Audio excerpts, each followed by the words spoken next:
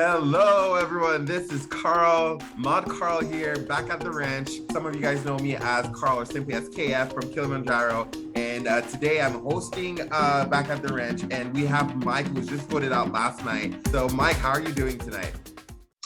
Better than last night, I'll say that. I can only imagine how hard it was for you to get so close and not to have make it. But hopefully, you've had experience with these types of games before, so hopefully it doesn't sting too bad. It'll take a second, but yeah, I'll be fine. I'm sure I'll be fine. All right. Well, with that, let's just jump right into it because you had an amazing season, at least from my perspective. So overall, how was your experience with us at Expedition Online? I really enjoyed my experience. It was a lot of fun. It was great meeting new people. I think what was really exciting, or most exciting for me about playing, was the charity piece and really playing for people other than myself and people that aren't necessarily connected to the Survivor world or Expedition Online world and don't really know kind of what this world is like, and bringing kind of that piece and this piece together and being able to bring awareness to them as well in a national way. Yeah, no, I definitely love the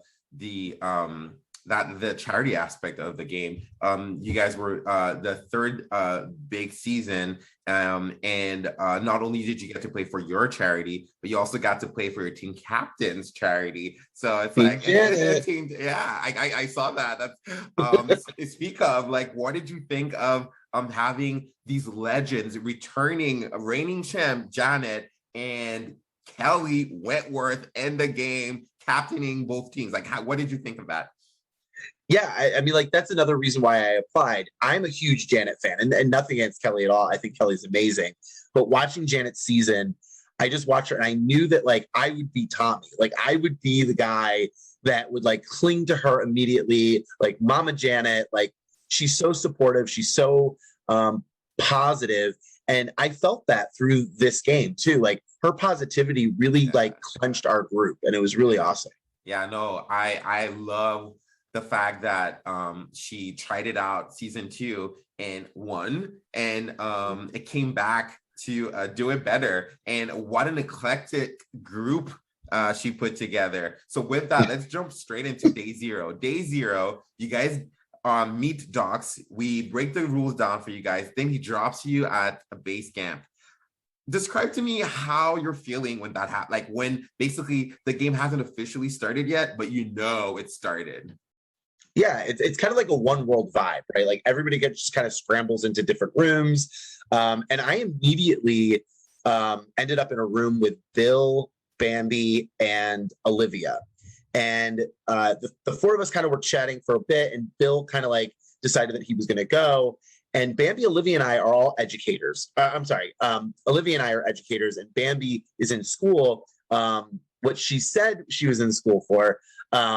And so it was really exciting to just kind of like jive with people that were, education minded and really just intelligent human beings. And I loved the two of them so much. So we pretty much just kind of created a final three, or at least from my perspective, a final three right then and there. Day zero, just kind of like told them I'd watch out for them. And I feel like I succeeded in that. So in the game. So the fact that a day zero alliance that I created or that I built really did succeed through the majority of the game. Yeah, that was something that I was really proud of. Yeah, you know what? I love hearing the idea, like the word day zero thrown around so much in your season. I appreciate that a lot. That being said, were Olivia and Bambi the very first people you talked to when the game started? So that's super interesting. So how people tend to forget how much chance is actually involved in the game, because you could have ended up in a room with like people that you could not work with at all, right? So Correct. The fact that you guys were able to get in a room together so quickly and that you guys were able to maintain that working relationship for so long in the game is very commendable. That's really cool. Very cool. Very cool. Now, were there any other people that caught your eye while you guys were all at first in the group chat that maybe you didn't get a chance to work with? Or if you have some tea for me, were there anyone that you were like, I cannot work with this person? There wasn't really anybody that really like stood out to me as somebody I wouldn't work with. There were definitely some people that were red flags for me, Okay. which is ironic because the red flags for me were Neil, Philip, and David. Okay. And then day one, I ended up getting picked for Janet, and Janet actually reiterates Philip and Neil because they're on Team Kelly, and like immediately I'm like, yep, absolutely cannot work with Neil and Philip. I'm going to target them as soon as I can. So that was kind of my day zero thinking. Okay, interesting. And were there anyone that you wanted to talk to that maybe you didn't have a chance to talk to? Haley probably was the one that stood out the most. She had said that she was a teacher. I was also a teacher. So I knew I wanted to connect with her, but day zero was so like crazy. Like yeah. I just kind of stayed with where I was and kind of allowed people to kind of come into the room I was in.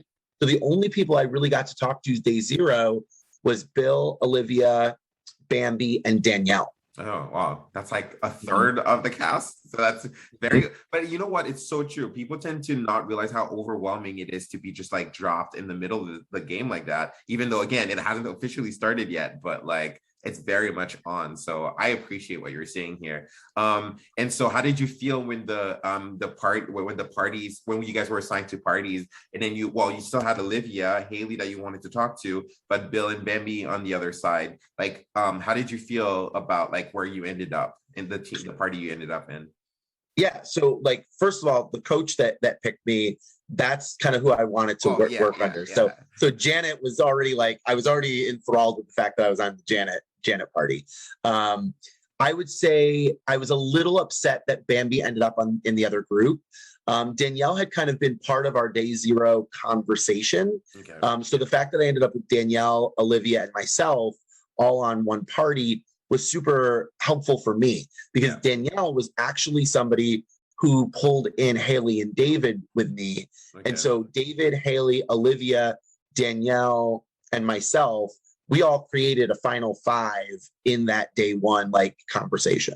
Now 5 out of 9. So you're thinking you have the majority if anything bad were to happen, right? For sure. So that's, that those are, you always want numbers on your side. So to start with a 5 out of 9, that's always a good position to feel, to be in to start the game. That brings us basically to day one at this point. So teams were picked on day zero. You were picked by your fave, Janet. And as you said, that must have been a great experience for you, right?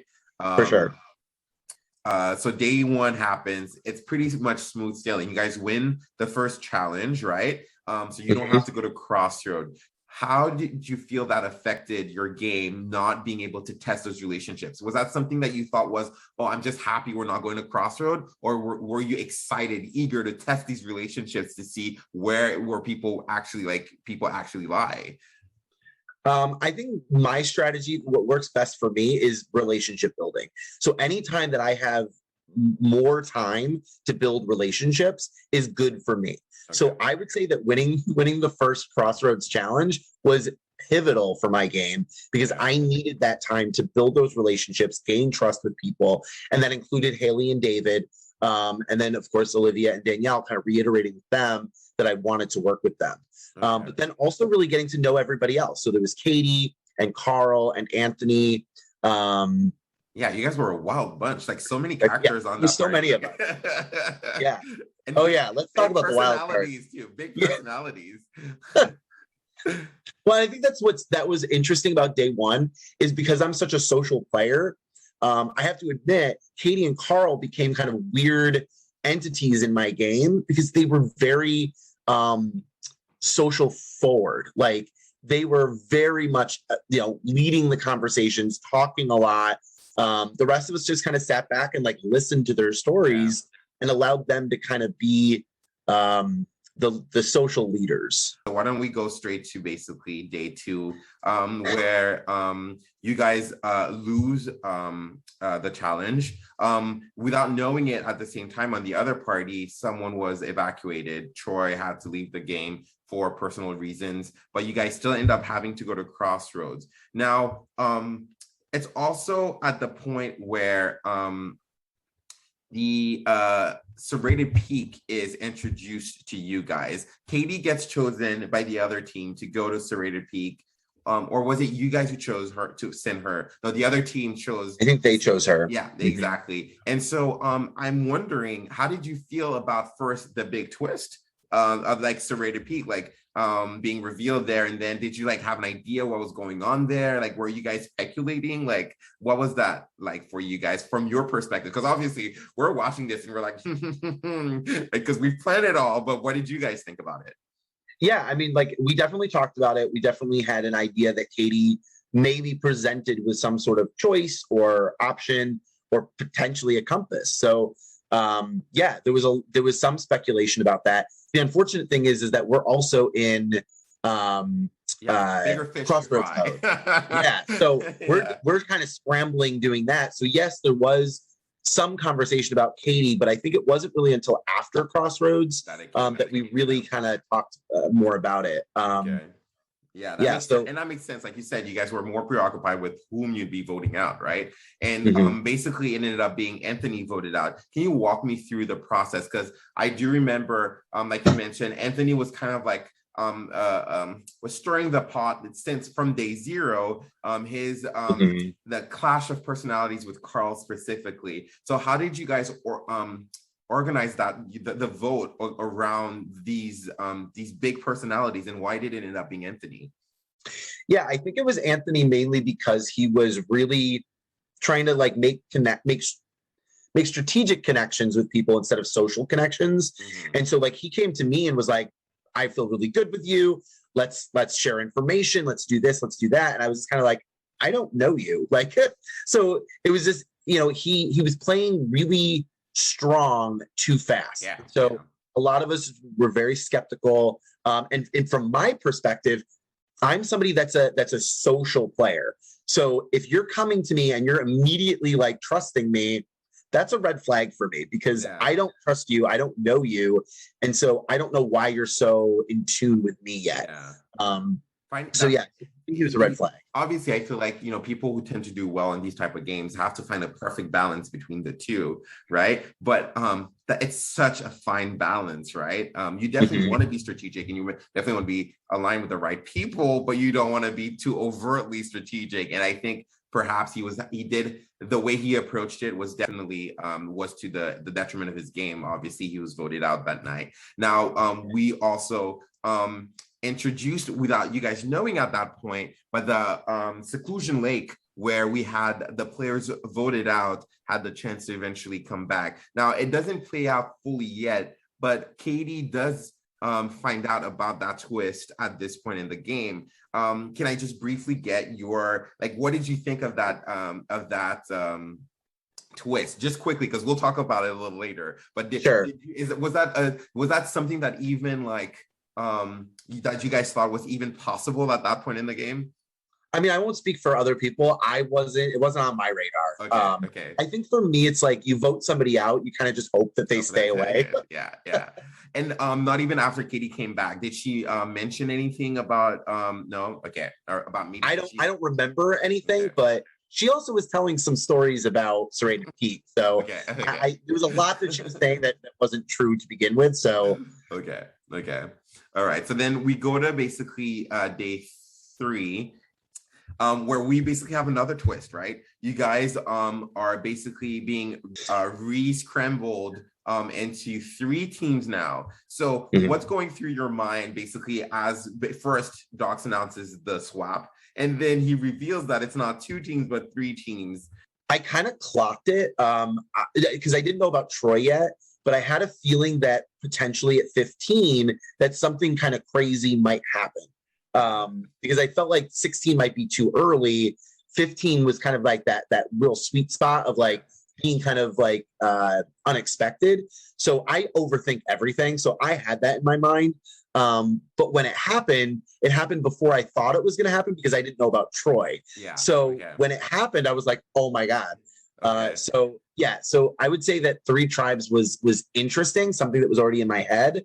But I didn't expect it at that moment. Well, you end up being in an all-male party at this point, and which I wasn't excited about. Okay, yeah, that's what's going to be my question. at any point when that happens, are you not concerned? Like if you're like me and you hate gender-based alliances, how nervous are you feeling that basically you're an all-male party and that you have like potentially other guys that did not get to share in that experience, but also the women seeing all these guys being grouped together, and not to mention that you guys dominate the first challenge and the challenge after that. Like, how do you feel in that moment? And well, those 2 rounds, basically.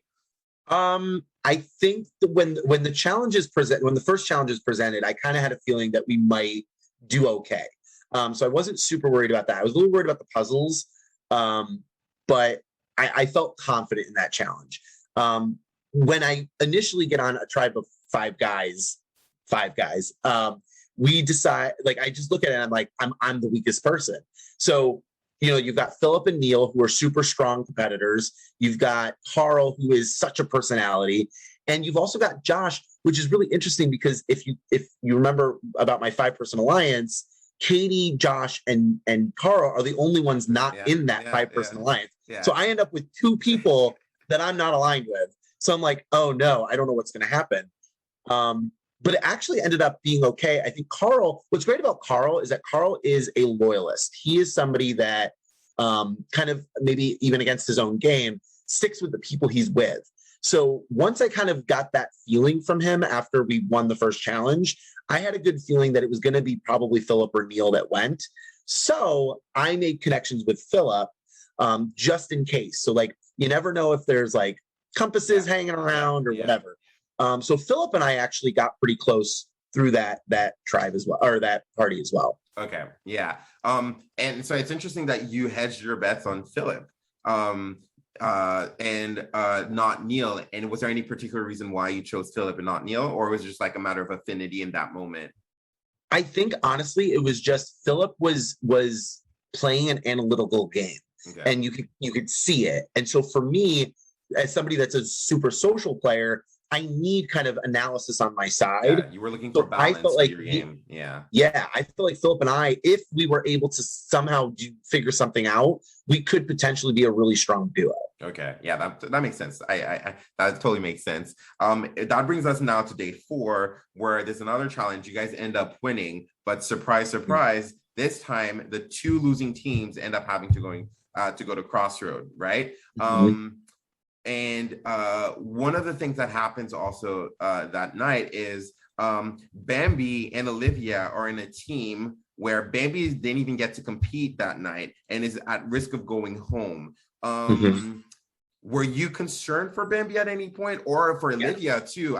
Because you don't know what's happening. Their team has to vote someone out, and these are your day 0. Are you concerned about them, about like, their fate in the game? So what was great about that is that Danielle was kind of like that pivotal linchpin. Like, this was where I could really test Danielle. So I went to Philip and I told him, send Mariana. Because if he sends Mariana so Philip had the ability to send somebody, and I told him to send Mariana, who he was already kind of thinking anyway, because in my mind, you've got Cupini, Danielle, Olivia, and Bambi. And if Olivia and Danielle vote out Bambi, I can't trust them. If they vote out Cupini, I can trust them. So when Cupini goes home, I know that Danielle, Olivia, and Bambi potentially are actually sticking to that day 0 group. Set a trap for them. I love this. This is perfect. I did not realize how like you basically pushed that. I didn't even realize that you're the one who pushed Mariana's name out. And so I love the fact that you did, because Mariana's name comes out of my mouth a lot. Yeah. So we'll get to that in a little bit, right? Because for someone whose name came out a lot, you barely voted for her too. We'll get to that. We'll get to that. Yeah, but I love this. This is amazing, and I don't think anyone knows about. I definitely didn't know about this. I don't know. I haven't seen your confessionals yet. Anyone's confessionals really yet. So I can't wait. Like this is gonna be like. This is hot news back at the Ritz. So I'm loving this. I love this. Perfect. So on day 5, you guys are reshuffled back into 2 parties. So first surprise, But then there's a third party in the mix, and it's all the returning players. What goes through your mind as you see them pop up and you're being told that one, potentially two of them will be making it back into the game? Yeah. So initially I'm like, please don't let it be Anthony. And I know he's going to watch this and he's going to be like, oh, but like, honestly, like Anthony was a force to be reckoned with when he was in the game for 2 days. Yeah. So I knew that if he came back, like he was going to completely demolish the Janet party. Like he was not going to trust any of us. So he could not come back for me. On the opposite end of that, was there anyone that you maybe wanted to see come back? So it was Bridget and Bill that I was actually kind of rooting for. Okay. And Jess too. Like I didn't know Jess. I didn't, she was voted out day one. So really any of the three of them. I think what was great about Bridget and Bill coming back was that I knew there was something weird going on with Katie in that that party. So I knew that if Bridget came back, like Katie's game kind of blows up a little bit. And we're going to talk about Katie because well, okay. I love her to death, actually end up in a team in this round with Katie, David, Haley, and Bambi. So reunited with Bambi, so that's good, right? Yeah. We get to see you and Bambi solidifying this connection you guys had on day 0. But then back with Haley, that you've always felt like you wanted to potentially talk to, and now but you're also with David at this point, which if I remember well, you had a little a little bit worry about. How do you feel about this new team at this point? Yeah, so my biggest fear with this 6 was that Katie, Haley, and David, who had been through 2 tribal councils at that point, had voted out Bill and Bridget together. Back to back, yeah. I was worried that the 3 of them had kind of really solidified something together, which they did. So I needed to figure out a way to somehow get some distrust with Katie somehow. I didn't know how I was going to do it. I really didn't do it. They kind of did it to themselves, and we'll talk about that. But I needed to figure out a way to put a wedge between Katie and Haley and David. And I didn't know how I was going to do that, but that was my initial thought, because I wanted to work with Bambi, and I wanted to see if I could really pull Philip in and figure something out, kind of flip the game a little bit. Yeah. On day 6 now, you guys lose the challenge and have to go to Crossroad to vote to vote for someone. Because if I recall the conversation that night, you guys were thinking that someone would be voted and would not necessarily be going home that night. But correct. You still decide to vote for Philip. Again, like I had a feeling that Philip had some advantages or potentially a half compass, full compass, something. And no advantages were allowed to be played. So I knew that something was up. I knew something wasn't really quite right about this vote. And I went straight to Philip and told him that. And I said to him, I don't know if these were the exact words, but I was like, I think that you're going to be safe. I don't think you're going home. I may have to vote for you in this round, but don't think of it as a vote against you. Think of it as a vote potentially to work in your favor. Yeah. If you get voted out, I'm really sorry, but I don't think there's much I can do about it. It doesn't get better than that. You're hedging your bets. If he gets voted out, then boo-hoo. But if he comes back, then it's like, I gave you a heads up, and I'm doing this for you. But like for me, really, but for you. Right. So yeah, it doesn't, like that's, again, I don't know if I said this before, but you literally were one of my favorite players from the get-go. So you were one of my top picks. So Philip gets voted to Serrated Peak. He gets to come back in the game the next day. So you've basically managed to vote for him without angering him. So now we're going on to day 7 where you guys win the challenge, but something interesting happens that day. Carl asks for mercy. He makes a whole show about being left by himself because Joshua was late that day. And he makes a whole show about like the women gaining up against him and that he wants to be sent to Serrated Peak. Yeah, no, and it's so interesting that you bring it up too, because Neil had just been voted off for Jess to replace him, right? Yeah. So when Neil goes, I start kind of like getting my wheels turning because Carl is kind of the one that pushed the whole all-male alliance. And then suddenly Carl and Josh are the ones that voted Neil out. Yeah. So I was like, I'm really concerned by this, but I kind of like let that wash by. And then Carl's like pleading for safety. And I'm like, maybe I don't understand what really happened over there. Maybe I'm just confused about, who has the control. And maybe Danielle's really running things over there. And that's cool. So yeah, he pleads to go to Serrated Peak. And I'm kind of against it. I'm like, I don't think we send him. I think we send somebody else. I wanted to send Olivia because I knew Olivia would probably pick me or Bambi. And so we end up sending Carl because he, does the whole showboat. And then he picks me. So I'm like, now I'm really confused because I really have no idea where Carl sits in like any of this. He basically tells me they voted Neil out. So we go to Serrated Peak. He tells me they voted Neil out. I'm like, okay. So I'm really confused now.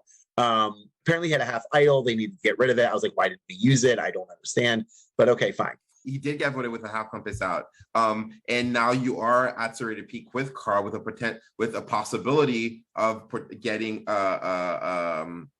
an advantage yourself. So how did that go? How was the conversation with Carl that night?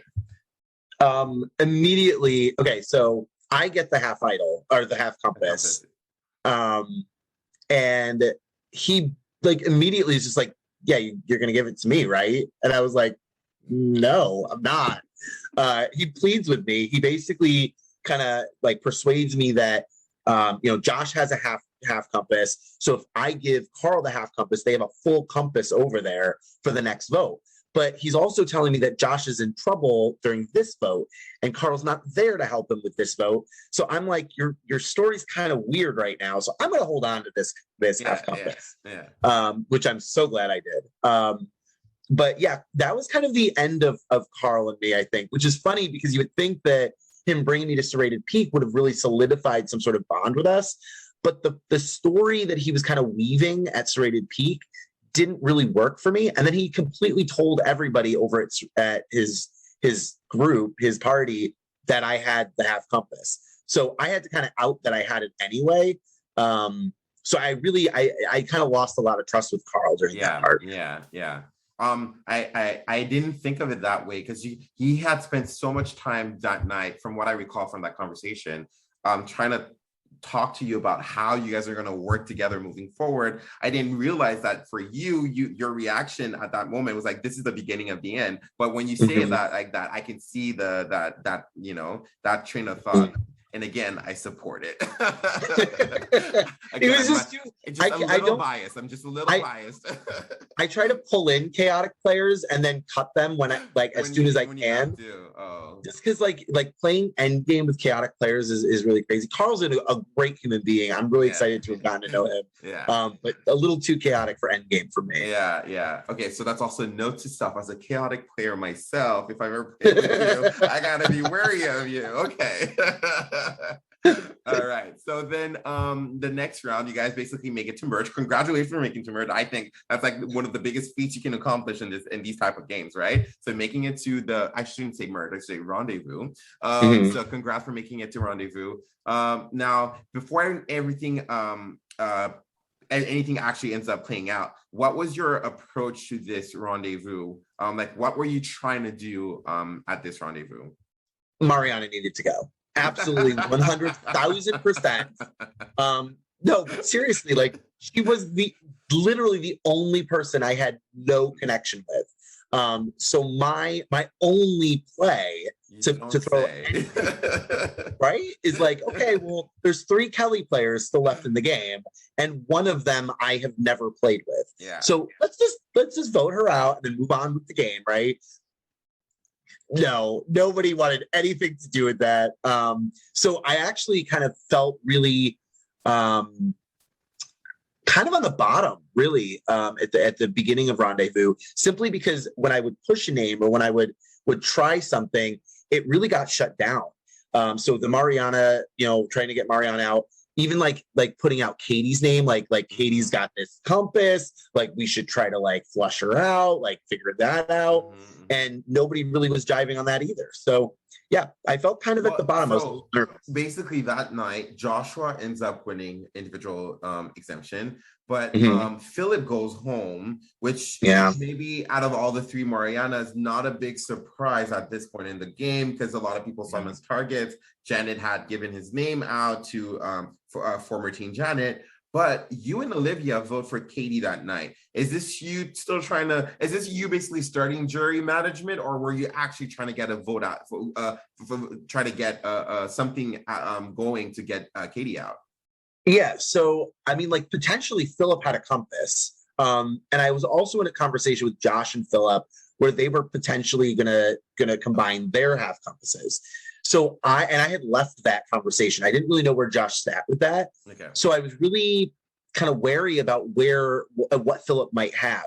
And I wanted to work with Philip. So yes, again, like that jury management, right? And really trying to make sure that the people that I'm really connected with know that I'm trying to work with them.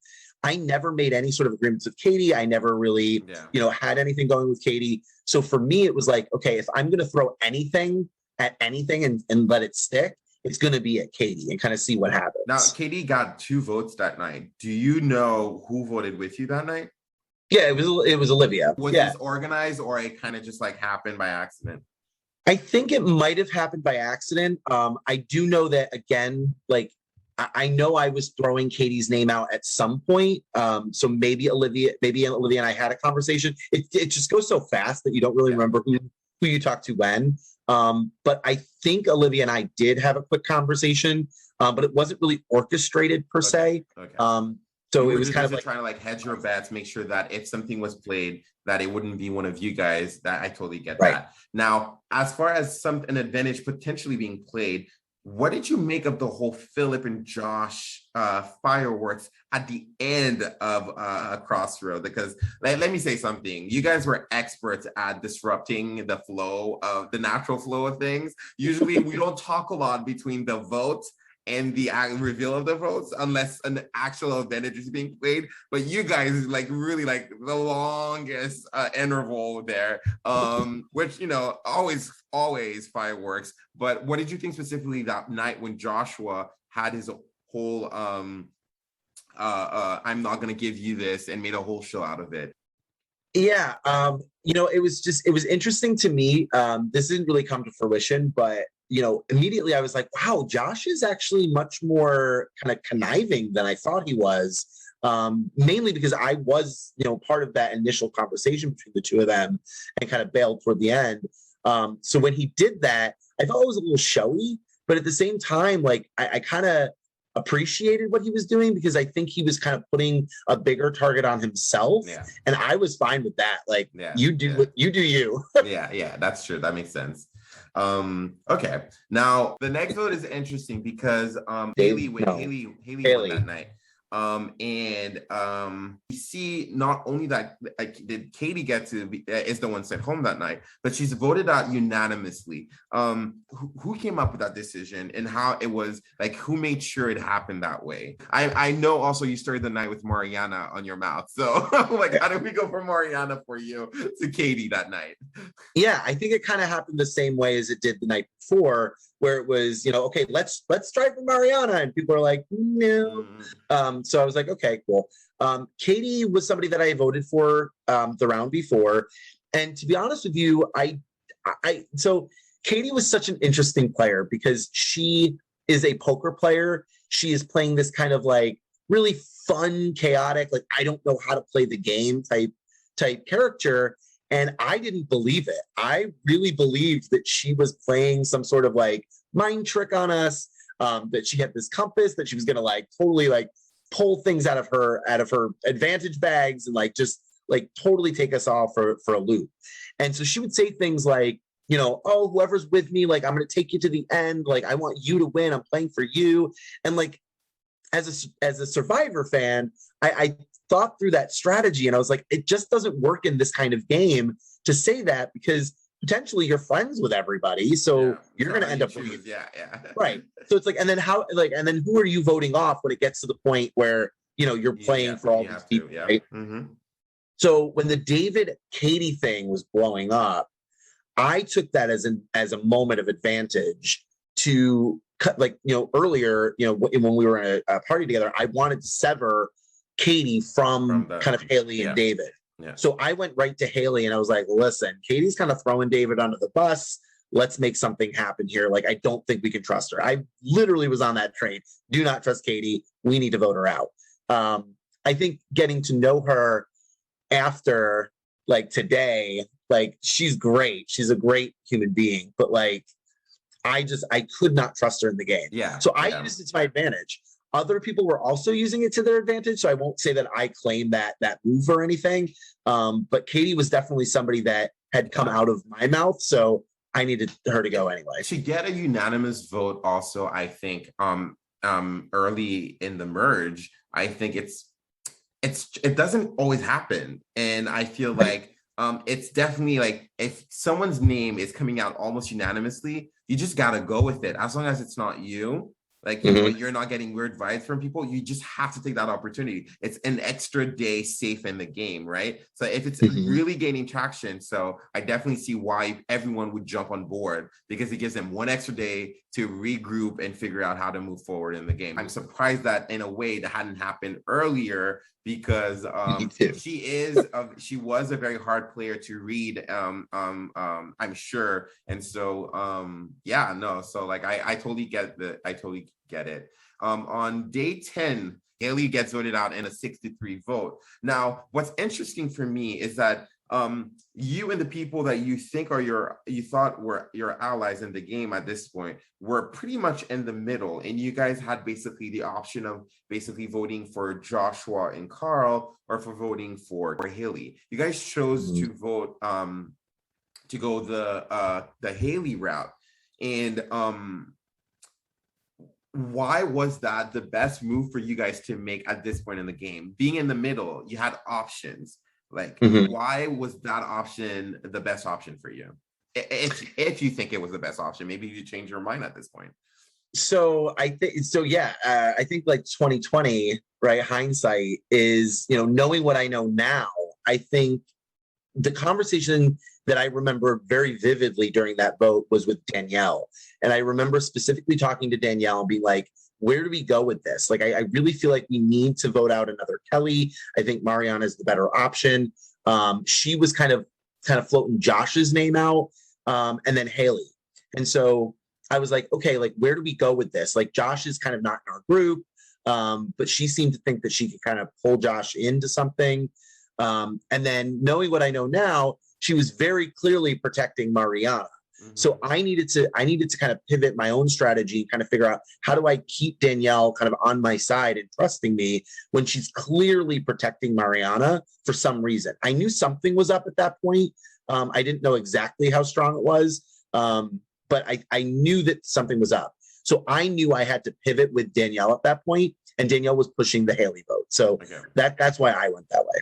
And I mean, again, I think, with the information you had at the time, I'm not saying that there was a better decision than the other. We don't know how the other way would have Mariana was the better decision. But yeah, no, I understand now. That being said, the next round, you do manage to get a Carl voted out. So you guys basically, again, in the middle, decide to go the other way, which, exactly what people in the middle do, right? This time Olivia wins the challenge in a breaking the challenge. You follow suit with a second round. You actually got to win something for your charity as well. Congratulations on that. I did. So why was it now a perfect time to flip on Carl and Josh and get rid of Carl this round? So I had, at that point, I think it was actually before Haley got voted out, I had this chart of all these duos that I knew were potentially working together. And I knew that Bambi and I had really solidified something. So she was basically my number 2, or my number 1, or whatever you want to call it. But I didn't 100% know if I was her number 1. So I knew Mariana potentially is somebody that she could reconnect with, being a Kelly. And I also knew that her and Olivia were in kind of parties together, and may have, bonded quicker than Bambi and myself. So I had paired people up. So Haley and David, I had Carl and Josh together. I had Mariana and Danielle together. And then I had Olivia and Bambi kind of as my people. So I knew that I needed to take out, because I was connected to all those groups, I needed to take out one person from each group. Okay. And I needed to take out the person that I was the least connected to. David and I had really talked a lot of strategy back on the third party that we were on. So Haley was kind of in, I had to like let her go. Yeah. So then when I flipped it, it had to be either Mariana or Danielle. And for me, it was going to be Mariana. And then I'll say that again a million times. And then for Carl and Josh, it was Carl, because I knew that Carl was playing kind of a weird loop-de-loop game. And I knew that if I could cut Carl out, I could pull Josh in and potentially use our half idols together to kind of move forward in the game. The next round, it is your group now that just crumbles. The game is mind over matter, a round of trivia with a little twist there. Bambi ends up winning, and it is one of you three, Olivia, that's voted out after fireworks at Crossroad with you. And when I mean a breakdown in communication, never have I ever seen a bigger breakdown in communication. You guys barely even talked that night, and during the strategy time, right? How was that for you? How was that experience for you? So I knew that, so this is final 7 at this point. So final 7 is always like pivotal moment, right? Like you got to shift the game somewhere in some direction, and you're going into a final 6 with potentially 4 people that are working with you, that 3 other people. So you want to have that majority going into final 6. And so going into that night, I was like, okay, if I can just keep David, Olivia, and Bambi in this game to final 6, I'm good. So as long as Mariana or Danielle or Josh go home, I'm good. Like, I think I've got my core 4. Like, I think I can do it. Well, there's this piece of information that kind of gets floated around by both Mariana and Olivia that Danielle potentially is the person that voted for me. So I just go to Danielle and I ask her, I just say, like, did you vote for me? And she says, no, I didn't. I voted for Josh. And I believe that. I know that makes sense to me. So I was like, okay, I still don't know who voted for me, but it had to have been either Olivia or Mariana at that point. Not even in thinking the scheme of thinking. Yeah. Because I thought Carl had used his dice or his token. Yeah. So I didn't think Carl or Josh voted that round. So I was under the impression that either Olivia or Mariana, potentially Mariana, had voted for me. So when Mariana and Olivia both came to me saying it was Danielle, I thought, this is great, because I think Olivia and Mariana are working with Danielle. So if I can get Danielle to mistrust the 2 of them, hopefully I can get Mariana voted off this round. Well, instead of that happening, Olivia decided to completely deny the whole conversation to Danielle, to which I found out about from David. And I was like, well, no, that conversation happened. Like, that was true. I was honest with Danielle. So I went to Danielle and I said, I was honest with you. Do what you need to do. Whatever happens, happens. I then kind of push Olivia's name at that point, because I'm thinking it's either going to be me or her, because if Olivia is denying this, then she's definitely going to want to vote me out at this point, which she does. So yeah, I think miscommunication was definitely part of it. But I also think I give Danielle a little bit of credit here, because I think it was her ability to kind of play 2 people that were not in her final group that she knew she needed to break up at some point, turn them against each other. Because if they vote Josh, it's Olivia, Bambi, me versus Danielle, David, and Mariana. So if Danielle can get one of us voted out, that's better on her game. Yeah. So I think she played that actually very, very well. Okay. Yeah, no, I mean, it pained me to see it happen too, because as a trio, I loved you, Bambi, and Olivia. I had my doubts of how much how much this could work. And then, but then you didn't trust me. I know. No. Well, no. I'm supposed to be impartial here, but no, that's not what happened. I wasn't sure how much I loved your game. I loved Olivia's game, and of course I have to root for Bambi. I have to. But no, I love watching Bambi play. But I didn't know if you guys were right for Bambi. Like, I love watching you play, but I didn't know if you guys were the right fit for Bambi. But then I became a believer. Like, I did, like, as the, I was like, oh my God, they can do this. They can run this game. And then as soon as I started really believing in that trio, to see it just crumble, I was just like, But anyways, it's not about what I'm thinking. It's about what you're thinking. So Olivia, you're allowed to have opinions. Olivia gets voted out. What was the source of that chaos, in your opinion, now that you're out of the game and you have a little bit more information? Of the vote chaos. I think for me it was just misinformation. Like I pride myself on usually trying to get the right information, and I kind of talk about that a little bit during Crossroads at some point, where I feel like if you have the right connections with the right people at the right time, you get all the right information. I did not have all of the right information during that vote. And so the fact that I assumed that Carl had played his token, because two people had, David was the one I think that had played his token. So now that I know kind of a little bit more. So the fact that Carl played his token, it didn't play his token, is what baffled me, because I thought he didn't vote. Yeah. So it had to have been Mariana or Olivia, and it didn't make sense for it to be Olivia. So I was very much under the impression that it was Mariana. Yeah. On the flip side of that, I really think that it was just, there was two people now, 2020 hindsight again, two people that were very pivotal in giving me that misinformation or allowing me to be misinformed. And that was Danielle and David. So I think it was the two of them. Okay. They played that moment very, very well. But okay, so then the next night, it's, you guys have two Crossroads. So basically 2 rounds in one night. The first one, I believe Danielle wins. Joshua's voted out. The second one, David wins and Bambi's voted out. Now, from 1 to 10, how blindsided? From 1 to 10, how blindsided were you by the results? Both the Joshua vote and then the Bambi vote. The Josh vote, I wasn't blindsided. I think so. So just some insight into the Josh vote. I was this close to giving him my half idol, and because I knew it was him. I knew David was the one pushing him, and I did vote for him.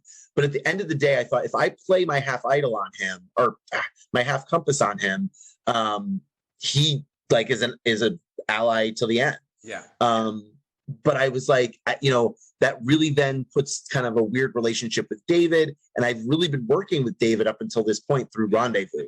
Yeah. So it was tough. It was a really tough decision. So I wasn't blindsided, but I think I could have been part of a blindside if I wanted to have been. Okay. Yeah. So there's that.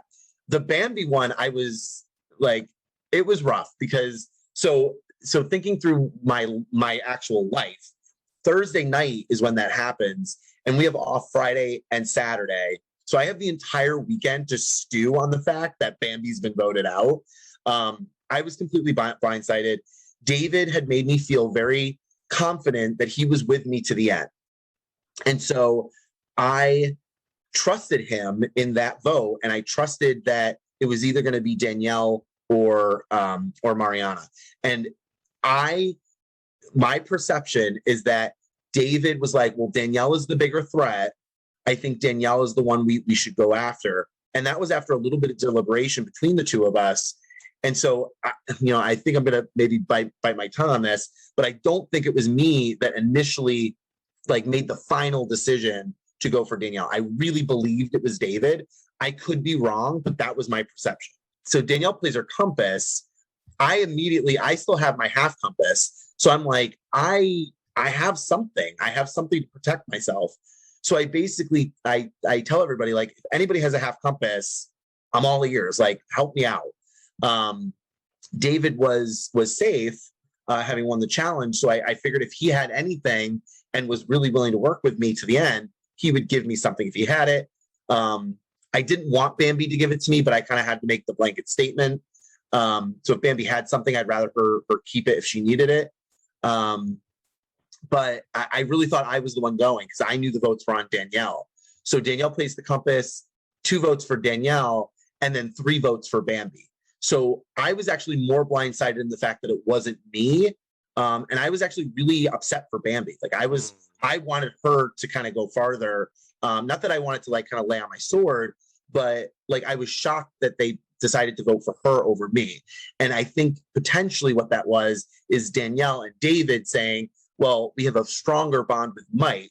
So if he happens to win the final challenge, he'll take, like, they thought that I would take them, right? Yeah. So because I've been fighting to get Mariana out this entire run. One question I had for you guys is like, you guys at some point in the night decided that there was going to be a final 2 this season, and that caught like wildfire. Do you think that by any chance played a role in basically the fact, because if there's a final 2, then we have to get rid, like if I'm David, do I get rid of, like, how do I keep another duo that's a really strong duo left in the game if there's a final 2? Yeah, and he kind of explained that after the Bambi vote, or at least that's what he said, is that his idea was that if he goes to the end with Bambi and me, final 4, who do we take to the end? And apparently, and I don't know how true this is, because this isn't part of my conversations, but David said that Bambi had kind of outed that I had promised her a final 2, which I don't remember doing, but I mean, potentially happened. And so for me, it's like, I was like, Bambi's like, it was almost like I was upset for her because it was almost like she cost herself the game. Yeah. But I also don't know if that actually happened, if that conversation between David and Bambi happened. Yeah. I think it might have been David just kind of like smoothing things over with me, letting me know that like, hey, I'm still with you, but I had to vote off Bambi for this reason. Okay. So I think David was playing a little bit of a snaky, having a snaky conversation with me. So what was that conversation like? Were you guys able to resolve, at least pretend to resolve, or actually resolve anything? And what was the conversation with Danielle and Mariana, who, by the way, is still in the game, even though you've been cutting for her the entire rendezvous? Literally every round, I was like, so Mariana? And people would be like, no. I'd be like, all right, I had to try. So at this point, it's David, Danielle, Mariana, and myself. And I have to admit, like, I was really proud of Mariana at that point. I was like, listen, she's done it. She's gotten to the end. She's in the final 4. She hasn't won any challenges. She has literally skated through every vote. She played a compass, even though she didn't play it correctly, she had it. So for me, it was like, okay, Mariana's not necessarily the best person to be sitting here with. But at the end of the day, I'm also thinking Danielle and David have really strong games to talk about. And I thought I was part of those games. So at that point, I'm just kind of like talking to all 3 of them. David and I kind of smooth over the Bambi situation.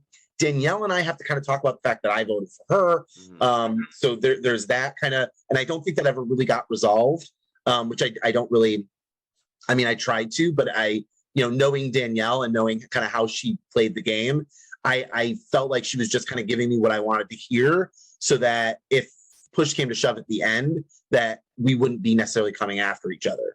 And then with Mariana, it was more or less like, hey, like, I'm really excited that you got this far. She knew full well that I had been coming after her the whole game.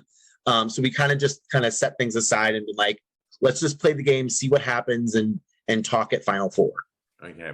Now, at this point, been working with Danielle the longest, right? So why choose to put all your eggs in the David basket? So why not approach Mariana to try to get rid of one of them, or Danielle to try to get rid of Mariana? Like, I don't know. Like, why was it David that you can't spend so much of your time with?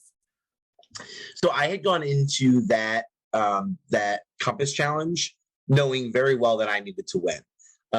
I didn't feel comfortable. David had just turned his back on Bambi. I couldn't necessarily trust him. Danielle, I had voted for, so I couldn't trust her. So if either one of them had won exemption, I was in trouble. So I actually was, besides myself, I was actually rooting for Mariana to win, because if either of us win, it basically gives us an open door to kind of pit Danielle and David against each other, which I think would have been an easier way of getting either of us to the end. Unfortunately, Danielle wins. Not unfortunately, like she deserved it. She played a great challenge. But Danielle wins, which means I have to either get Danielle to vote for David or Mariana. She literally tells me, I'm not voting Mariana. I refuse to. I'm not doing it. And I'm like, oh, okay, that's really uncomfortable. So I have to pitch my case to Danielle against David. She like forces me to do it. I then go into the other room to talk to David because Danielle wants to talk to Mariana, but David immediately jumps in with Danielle without like me being able to like say anything. So I lose my chance to talk to David and tell him what Danielle's trying to do.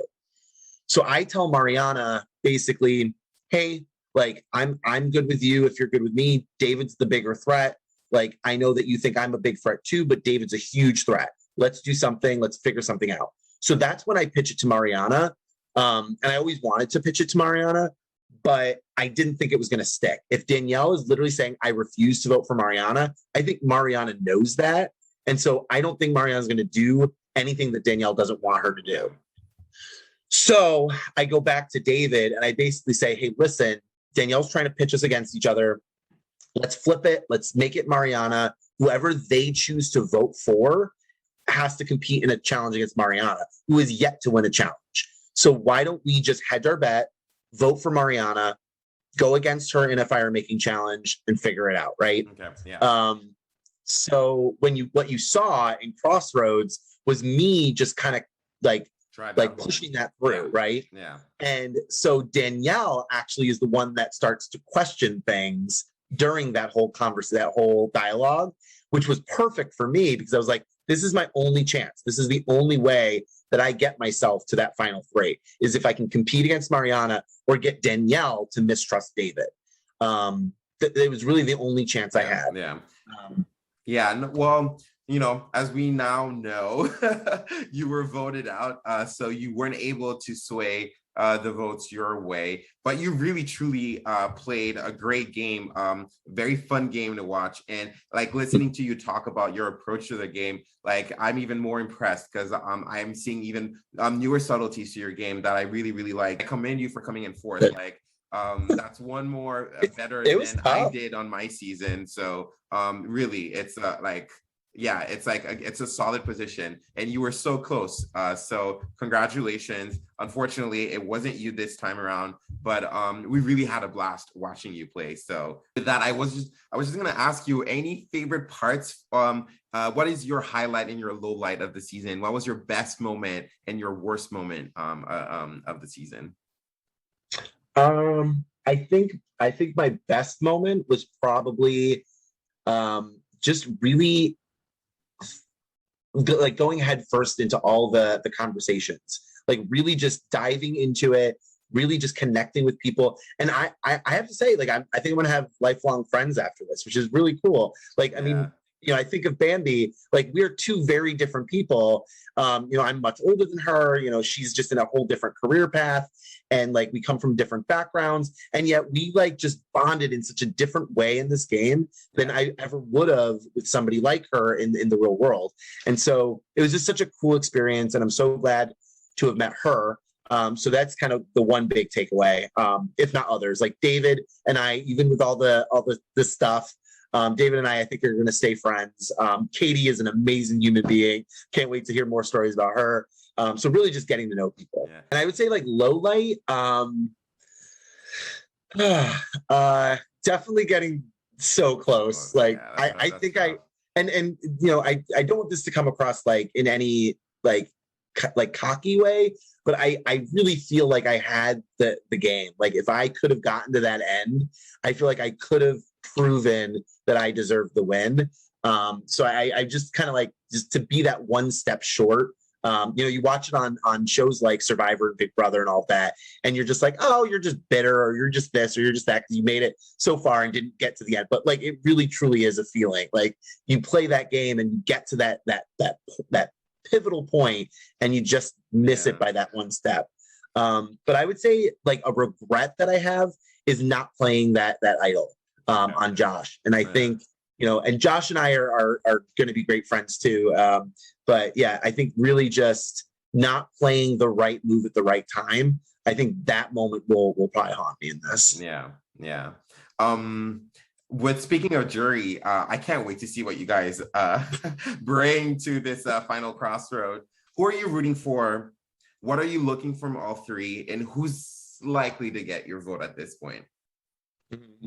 Um, I want to say I'm rooting for all of them, Okay. but I'm not. Okay, I was gonna say that's a very diplomatic answer.